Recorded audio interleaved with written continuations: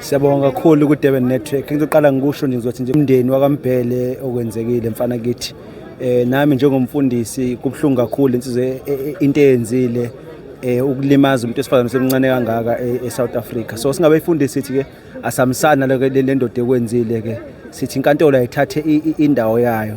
Esikushoyo sifithi ngathi udaba lingashaka kakhulu ke indoda ikwazi ukuthola into yayo emfanele ukuze isithunzi abafundisi sikwazi singalemali South Africa. Nami ngomunye abafundisi engangithi kulungile sihlale nabo abokufika anginankinga kodwa ke akumnandi makukhona izinto ezinje ngalezi ezenzakalayo. So ke umthetho udlala indawo yayo kusasa kuzoqhutsheka naludaba sibone ukuthi iyafika enkantolo ngeshwa ke amaphoyisa nawo abuyenze ngendlela yawo umuntu angafiki azokhulumela ngenxa yokukhuluma indaba zo medical report nani.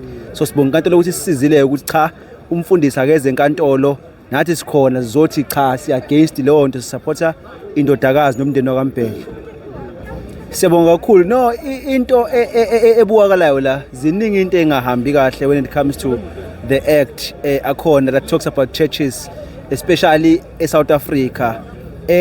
Singafisa ukuthi umthetho wesilo ungenelele kakhulu ekutheni abefundisi bakwazi ukuba neba regulate in terms of Ngonyama Trust noma izilo zonke especially kwaZulu Natal lezi zimo lezi kwaZulu Natal ke ezimbi. So singafisa ukuthi Ngonyama Trust abafundisi naba affiliate ngaphansi kwayo ukuze sikwazi ukuthi kube nohlelo olulula lokuthi abafundisi emacontenzakalayo ethinta imtheshwana.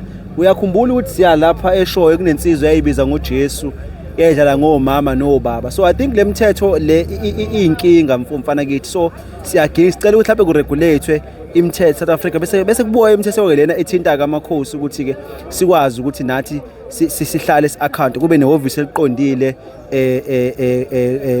kwisilo sikwazi ukuthi ke silale nalemtheshwana le eyenzakalayo nokuvumela abantu bokufika ukuthi bakwazi ukuphatha amasonto.